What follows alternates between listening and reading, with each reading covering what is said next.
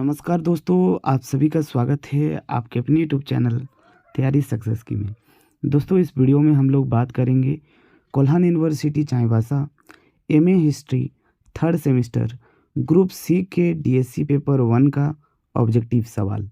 तो अगर आप लोगों का ग्रुप सी है दोस्तों, तो डीएससी का कैसे कैसे ऑब्जेक्टिव सवाल एग्ज़ाम में पूछ सकता है, इस वीडियो में डिस्कस करेंगे। तो पूरा वीडियो को एंड तक देखिएगा। अगर आप लोग पूरा वीडियो को शांत मन से देखते हैं तो दोस्तों गारंटी है कि 10 में से आप लोगों का लगभग 9 तो गारंटी है कि सवाल इसी में से आ जाएगा और आपको हूबहू इसी से देखने को मिल जाएगा। बस पूरा शांत से आपको देखना है। एक बार में समझ में नहीं आया तो 2 बार देखना है, लेकिन आपको देखना ज़रूरी है। ठीक है, तो स्टार्ट करते हैं।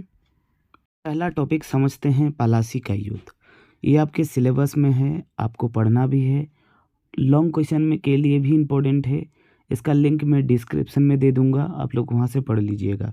दोस्तों, पलासी का युद्ध एक बहुत ही निर्णायक युद्ध था, क्योंकि इसी युद्ध के बाद से अंग्रेज भारत में आकर के बस गए और प्रशासनिक व्यवस्था में हस्तक्षेप करने लग गए थे। ठीक है, तो पलासी का युद्ध की अगर बात करें कि ये कब हुआ, तो 23 जून 1757 में ये युद्ध हुआ था, जिसमें बंगाल के जो नवाब थे सिराजुद्दौला और ब्रिटिश ईस्ट इंडिया कंपनी के बीच लड़ा गया था। ठीक है, और ये भगीरथी नदी के किनारे लड़ा गया था, जिस स्थान का नाम था पलासी।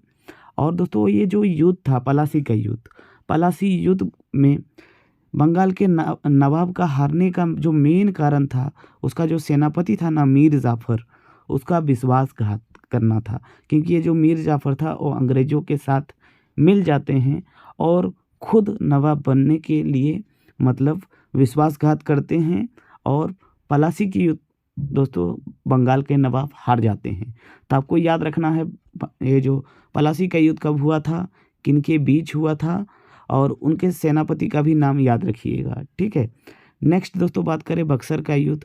तो बक्सर का युद्ध हुआ था 22 अक्टूबर 1764 को, और ये भी जो युद्ध हुआ था वो ईस्ट इंडिया कंपनी और बंगाल के नवाब मीर कासिम के बीच हुआ था। दोस्तों, पलासी का युद्ध में जो बंगाल के नवाब थे सिराजुद्दौला, वो हार जाते हैं। उसके बाद जो उसके सेनापति था ना मीर जाफ़र को गद्दी पे बैठा दिया जाता था बंगाल के नवाब, और कुछ ही दिन के बाद मीर जाफ़र को भी गद्दी से उतार करके उनके दामाद को गद्दी पे बैठा दिए। ठीक ना, कौन बैठा दिया? अंग्रेज, जिनका नाम था मीर कासिम। ठीक है, मीर कासिम कौन थे? मीर कासिम मीर जाफ़र का ही दामाद था। लेकिन ये जो मीर कासिम थे ना, ये अंग्रेज़ों को भली भांति जानते थे, इसलिए सबसे पहले अपना राजधानी जो कलकत्ता हुआ करता था पहले, उसको शिफ्ट करके मुंगेर कर दिया। ठीक है, और जो अंग्रेज इनके मतलब शासन में हस्तक्षेप करने लग गए थे ना, तो इसीलिए दोस्तों ये लड़ाई स्टार्ट हुआ। और इस लड़ाई में ये जो बक्सर का युद्ध था, इस लड़ाई में मीर कासिम का साथ देने के लिए अवध का जो नवाब थे शुजाउद्दौला, और मुग़ल जो सम्राट था शाह आलम द्वितीय, इन लोगों ने भी मीर कासिम का मदद किया था। कहीं न कहीं एक तरफ से ये लोग यूनिटी बन करके लड़ रहे थे अंग्रेज़ों के साथ। तीन जन थे जो अंग्रेज़ों के साथ लड़ रहे थे। एक तरफ तीन लोग थे और एक तरफ अंग्रेज अकेले थे। कौन-कौन थे? मीर कासिम, शुजाउद्दौला और शाह आलम द्वितीय। ठीक है, और इधर अंग्रेज अकेले थे। दोस्तों, परिणाम ये हुआ कि ये जो मीर कासिम थे, शुजाउद्दौला थे और शाह आलम द्वितीय था, इन लोगों को बुरी तरह अंग्रेज़ों ने पछाड़ दिया, हरा दिया। और ये जो अंग्रेज़ थे ईस्ट इंडिया कंपनी का जो नेतृत्व कर रहे थे, वो हेक्टर मुनरो कर रहे थे। ठीक है, आपको क्या याद रखना है? आपको याद रखना है बक्सर का युद्ध कब हुआ था। बक्सर के युद्ध में मीर कासिम का जो साथ किसने दिया था? अवध के नवाब शुजाउद्दौला और मुग़ल सम्राट शाह आलम द्वितीय। ठीक है, और ब्रिटिश जो ईस्ट इंडिया कंपनी का नेतृत्व कौन कर रहा था? तो हेक्टर मुनरो कर रहा था। ठीक है, नेक्स्ट अगर बात करें तो वो है सहायक संधि। दोस्तों, सहायक संधि क्या है, इसको भी समझेंगे। पहले बात करते हैं कि सहायक संधि किसने स्टार्ट किया था। तो British governor general Lord Wellesley, ठीक है, लॉर्ड वेलेस्ली ने सहायक संधि स्टार्ट किया था 1798 में, और ये लगभग 7 साल चला था 1805 तक, ठीक है, के बीच नीति अपनाया गया था। इसके तहत भारतीय राजाओं को अपनी सेना रखने में बंद करनी पड़ती थी। यानी कोई भी जो भारत के राजा होते थे, कोई भी रियासत के राजा, उन रियासत के राजा पर मतलब रोक लगा दिया जाता था कि आप अपना सैनिक नहीं रखेंगे, ठीक ना, रखना बंद करना पड़ेगा, और उसके बदले में ब्रिटिश सैनिकों को अपने राज्य में जगह देनी पड़ेगी और उनका पूरा खर्चा उठाना पड़ेगा। मतलब क्या है, मैं आपको सिंपल भाषा में कह दे रहा हूँ। पहला तो मतलब ब्रिटिश मतलब जो थे अंग्रेज थे, अंग्रेज ने बोला कि जो देसी रियासत के राजा थे कि आप लोग अपना रियासत में कोई भी सैनिक नहीं रख सकते हैं, ठीक है, और सैनिक अगर रखना ही हो तो ईस्ट इंडिया कंपनी का सैनिक रखिए।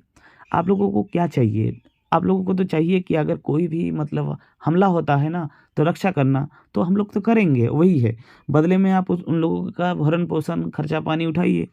तो ये जो सहायक संधि था ये लॉर्ड वेलेस्ली ने स्टार्ट किया था, 1798 में स्टार्ट हुआ था। और ये जो सहायक संधि को मानने वाला पहला जो ये था रियासत था वो था हैदराबाद। मोस्ट इम्पोर्टेंट, निज़ाम, हैदराबाद में शासन था निज़ामों का, ठीक है। आगे देखते हैं दोस्तों, व्यापकता का सिद्धांत यानी डॉक्ट्रिन ऑफ लैप्स यानी राज्य हड़प नीति। दोस्तों ये राज्य हड़प नीति क्या है, ये ईस्ट इंडिया कंपनी द्वारा लागू किया गया एक विलय की नीति था। यानी एक तरह से कह सकते हैं कि राज्य को लूटने का एक नीति था, ठीक है, जो लॉर्ड वेलेस्ली द्वारा 1848 से लेकर के 1856 तक चलाया ये नीति। इस नीति के अनुसार क्या था, ये नीति क्या था ये समझिएगा। इस नीति के अनुसार ब्रिटिश सर्वोच्चता के अधीन कोई भी आश्रित रियासत स्वयं ही ब्रिटिश शासन के अधीन आ जाएगा यदि शासक की मृत्यु के पश्चात प्राकृतिक पुरुष उत्तराधिकारी के बिना हो जाता है। यानी दोस्तों ये लैंग्वेज थोड़ा सा आपको अटपटा लगेगा, मैं आपको समझा देता हूँ, ठीक है। दोस्तों जो भी रियासत होते हैं अगर उस रियासत का अपना वारिस नहीं होता है और शासक का जो मतलब उन रियासत के राजा का अगर मृत्यु हो जाता है तो ये जो रियासत था वो ईस्ट इंडिया कंपनी के अंदर आ जाएगा। तो एक तरफ से कह सकते हैं ना कि एक तरफ से लूट था, तो लूट था यानी उनके रियासतों को अपने अधीन विलय करने का एक नीति था। किसने स्टार्ट किया ये आपके इम्पोर्टेंट है, लॉर्ड डलहौजी। और इस नीति के अनुसार जो पहला हड़पा गया राज्य था वो था सतारा। याद रखिएगा 1848 में सतारा को ये अपने अधीन विलीन किया गया।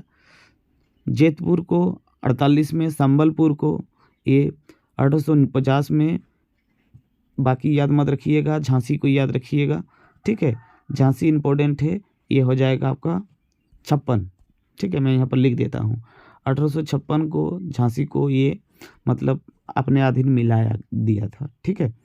नेक्स्ट बात करते हैं 1773 का रेगुलेटिंग एक्ट, ठीक है। तो 1773 का जो रेगुलेटिंग एक्ट था वो ब्रिटिश संसद द्वारा भारत में ईस्ट इंडिया कंपनी के मामले को नियंत्रित और प्रबंधित करने के लिए पारित किया गया था। दोस्तों ये क्या है आप लोग समझिएगा, ये 1773 में शुरू किया गया एक कानून था, ठीक है। इस कानून के तहत क्या होता है, जो ईस्ट इंडिया कंपनी था ना उन लोगों को 20 साल का लीज दिया गया कि आप लोगों को 20 साल का समय देते हैं और 20 साल तक आप लोग अपना अपना शासन कीजिए। किस तरह का शासन कर रहे हैं इस पर निगरानी रखा जाएगा, ठीक ना। और उसके तहत बंगाल का गवर्नर को नियुक्त किया गया, ठीक है। बंगाल के गवर्नर को गवर्नर जनरल बनाया गया। यानी ध्यान दीजिएगा, आपसे सवाल पूछिएगा किस अधिनियम के तहत जो बंगाल का गवर्नर हुआ करता था उसको गवर्नर जनरल बनाया गया, यानी बंगाल का गवर्नर जनरल बनाया गया। तो ये 1773 का रेगुलेटिंग एक्ट था और इसके तहत जो वारन हस्टिंग थे उसको बंगाल का गवर्नर जनरल बनाया गया था। और इसी अधिनियम के अधिगत कलकत्ता में सर्वोच्च न्यायालय की स्थापना किया गया और कंपनी के कर्मचारियों को रिश्वत लेने या निजी व्यापार करने पर प्रतिबंध लगाया गया था। ठीक है, इसमें आपको क्या क्या याद रखना है। ये जो 1773 का एक्ट था, रेगुलेटिंग एक्ट था, ये पहला रेगुलेटिंग एक्ट था, यानी ब्रिटिश संसद द्वारा मतलब पारित ये पहला कानून व्यवस्था था, जिसमें जो बंगाल के गवर्नर थे उसको बंगाल का गवर्नर जनरल बना दिया गया।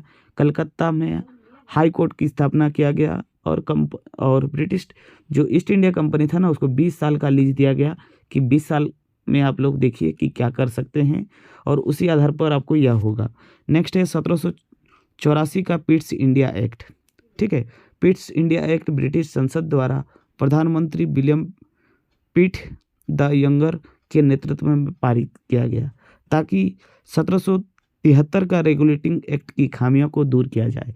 यानी पिट्स इंडिया एक्ट दोस्तों 1784 में जो ये हुआ, ब्रिटिश संसद द्वारा जो पारित किया गया, ये एक इसलिए किया गया ताकि 1773 में जो भी रेगुलेटिंग एक्ट में कुछ खामियां है उसको दूर किया जा सके।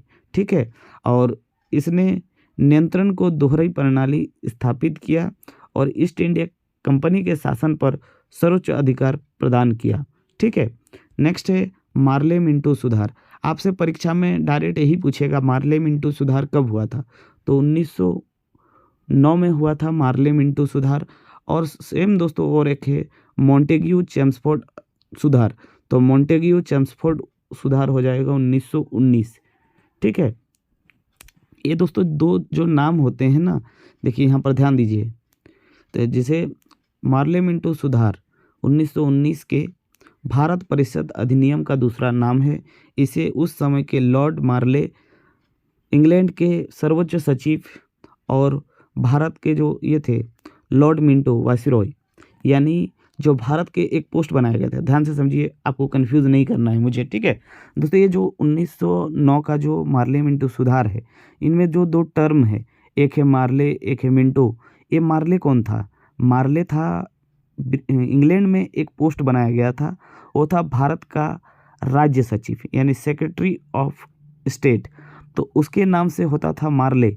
और जो यहाँ के जो वायसरॉय होते थे उनके नाम से एक नाम लिया जाता था मिंटो। ठीक है, तो उन्हीं के नाम से ये अधिनियम था। ठीक है, इस अधिनियम का मुख्य उद्देश्य ब्रिटिश भारत के प्रशासन में भारतीयों का जो भागीदारी है उसको थोड़ा सा बढ़ावा देना था। ठीक है, इसमें क्या क्या हुआ, संप्रदाय निर्वाचन प्रणाली की स्टार्ट किया, यानी मुसलमानों को अलग निर्वाचन मंडल देने का, सेपरेट उन लोगों को इलेक्शन कराने का आज़ादी दिया गया था। याद रखिएगा, परिषदों का विस्तार किया गया, यानी जो पहले 16 पोस्ट हुआ करता था अब पोस्ट 60 बढ़ा दिया गया था। तो याद रखिएगा कि परिषदों का विस्तार ये 1909 का मार्ले मिंटो सुधार से हुआ था। निर्वाचन प्रणाली जो हुआ था, सांप्रदायिक निर्वाचन प्रणाली, ये भी 1909 के एक्ट से हुआ था। ठीक है, नेक्स्ट बात करते हैं, भारतीयों की भागीदारी बढ़ाया गया था। ठीक है, याद रखिएगा। और सत्येंद्र प्रसाद सिन्हा को क्या किया था, एक विधि लॉ के रूप में, मतलब विधि अधिकारी के रूप में नियुक्त किया गया था। ठीक है, नेक्स्ट हम लोग देखते हैं स्थायी बंदोबस्त। स्थायी बंदोबस्त क्या है इसको भी समझेंगे, लेकिन उससे पहले कुछ इंपॉर्टेंट चीज़ है वो समझते हैं। तो स्थायी बंदोबस्त या बंगाल का स्थायी बंदोबस्त, मतलब तीनों टर्म एक ही है, स्थायी बंदोबस्त कहे या फिर बंगाल का स्थायी बंदोबस्त कहे। ये भू राजस्व प्रणाली था, यानी जमीन से किस तरह से रेवेन्यू लेना है, वो एक प्रणाली था जिसे लॉर्ड कॉर्नवालिस ने ईस्ट इंडिया कंपनी के लिए 1793 में शुरू किया था। ठीक है, इसने भूमि कर को स्थायी रूप से निर्धारित किया, यानी भूमि ऐसा नहीं है कि जो ज़मीन है उसके बदले में, मतलब मान के चलिए एग्जाम्पल, बहुत तरह के तो ज़मीन होते हैं दोस्तों। ठीक है, बहुत तरह के ज़मीन होते हैं। कुछ ज़मीन ऐसे होते हैं जहाँ पर खेती ज़्यादा होता है, कुछ ज़मीन ऐसे होते हैं कि जहाँ पर थोड़ा सा पैदावार कम होते हैं। तो कहीं और कभी दोस्तों अच्छा ज़मीन होने के बावजूद भी, मतलब या तो सूखा या तो बाढ़ के वजह से जो फसल बर्बाद हो जाते थे, तो क्या होता था, इससे राजस्व भी कम मिलता था, यानी जो टैक्स होता था ये भी कम मिलता था। ठीक है। लेकिन जो लॉर्ड कॉर्नवालिस थे वो स्थायी कर दिया, फिक्स्ड कर दिया कि ज़्यादा फसल हो या ना हो, लेकिन हम लोग को तो इतना ही टैक्स चाहिए। ये है, जमींदारों को भूमिका के अनुवांशिक स्वामी के रूप में मान्यता दी गई, यानी जमींदार व्यवस्था को भी दोस्तों यहाँ पर शुरू कर दिया, यानी कर कर वसूलने का जो अधिकार था वो जमींदारों को दे दिया गया। बंगाल, बिहार और उड़ीसा के क्षेत्र में इसे शामिल किया गया, यानी जो ये व्यवस्था था वो बिहार, बंगाल, उड़ीसा में लागू किया गया था लॉर्ड कॉर्नवालिस द्वारा 1793 में। ठीक है। नेक्स्ट ध्यान दीजिएगा, संताल विद्रोह। दोस्तों संताल विद्रोह को हुल विद्रोह भी कहा जाता है। पहला चीज़ याद रखिएगा, ये 30 जून 1855 में हुआ था दामन एको क्षेत्र में, जो वर्तमान में झारखंड और पश्चिम बंगाल में हुआ था। अगर बात करें इसका नेतृत्वकर्ता की, तो सिद्धू कान्हू चांद और भैरव ने इसका नेतृत्व किया था। ठीक है, याद रखिएगा संताल विद्रोह से ये सब चीज़। तो नेक्स्ट बात करते हैं कोल विद्रोह की। तो हम लोगों ने संताल विद्रोह देखे, ठीक ना, 30 जून 1855 में हुआ था। ये जो कोल विद्रोह था दोस्तों, ये भी छोटानागपुर क्षेत्र में ही, यानी झारखंड में ही हुआ था। ये कब हुआ था? तो 1831 में। ठीक है, 1831-32 में ये शुरू किया गया था, और ये ब्रिटिश शासन और बाहरी जो लोग थे ना, उनके शोषण के विरुद्ध हुआ था, और ये बुधु भगत के नेतृत्व में हुआ था। याद रखिएगा, इतना ही याद रखेंगे तो आपका काम हो जाएगा। ठीक है, बाकी इन सभी का, चाहे आप संथाल विद्रोह का, चाहे आपको कोल विद्रोह का वीडियो देखना है, तो उसका मैं प्लेलिस्ट बना दूंगा, मतलब इसी वीडियो के डिस्क्रिप्शन में उसको इंक्लूड कर दूंगा, आप लोग देख सकते हैं। जो भी टॉपिक है, चाहे स्थायी बंदोबस्त कहे, सहायक संधि कहें, और भी जो टॉपिक आप लोग देखे हैं, उन सब का वीडियो का लिंक मैं डिस्क्रिप्शन में दे दूंगा। जितना हो सके उतना आप लोग कवर करके जाइएगा। ठीक है, नेक्स्ट बात करते हैं 1833 का चार्टर अधिनियम। ठीक है, तो ये ब्रिटिश संसद द्वारा पारित किया गया एक कानून था। इसमें क्या था, इसमें ईस्ट इंडिया कंपनी के व्यापारिक अधिकार पूरी तरह से समाप्त कर दिया गया, यानी जो ईस्ट इंडिया कंपनी था, जो यहाँ पर व्यापार के मंशे से आया था, उसका व्यापार करने का अधिकार को समाप्त कर दिया गया। अब उन लोगों को बोला गया था कि अब तुम लोग अपना बोरिया बिस्तर समेटो।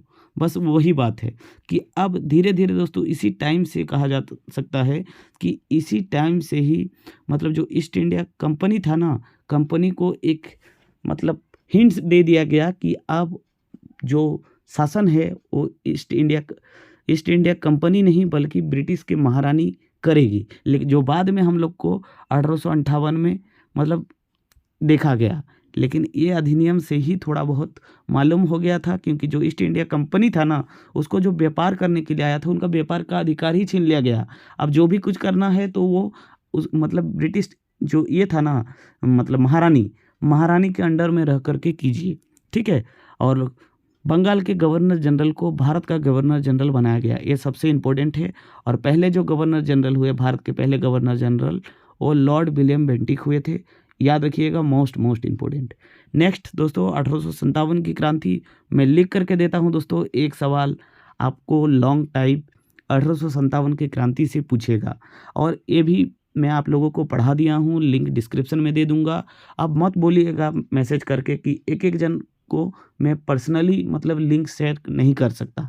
ठीक है, तो 1857 की क्रांति दोस्तों, ये एक बहुत ही निर्णायक और ऐतिहासिक विद्रोह रहा है।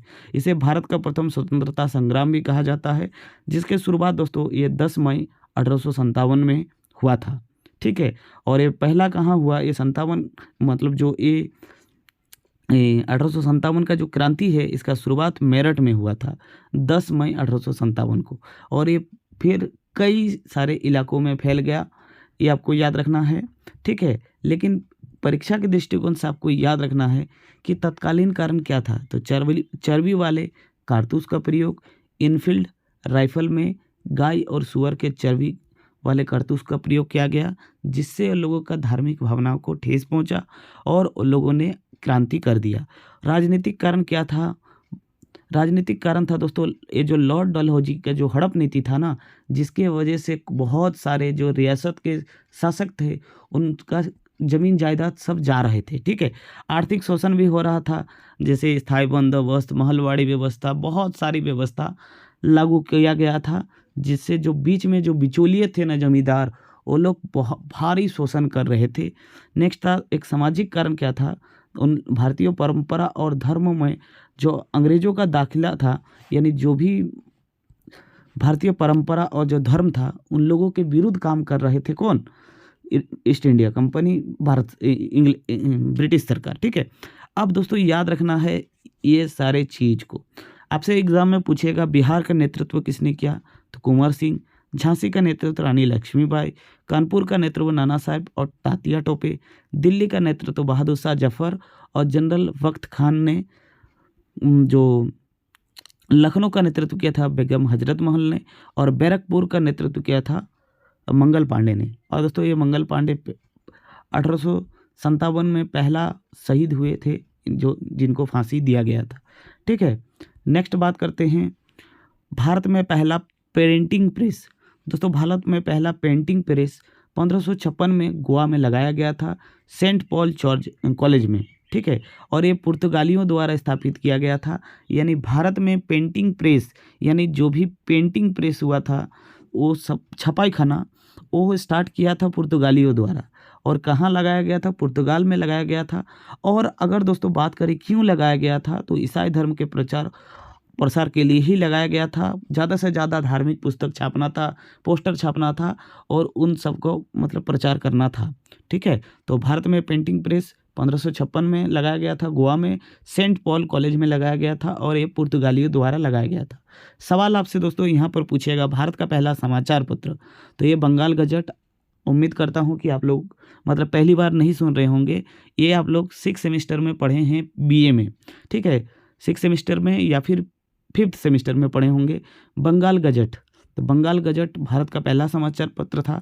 ठीक है ना, जो 29 जनवरी 1780 में मतलब ये किया गया था, शुरू किया गया था और जेम्स अगस्टस हिक्की के द्वारा ये शुरू किया गया था कलकत्ता में, और जो पूर्ण रूप से अंग्रेजी भाषा में था।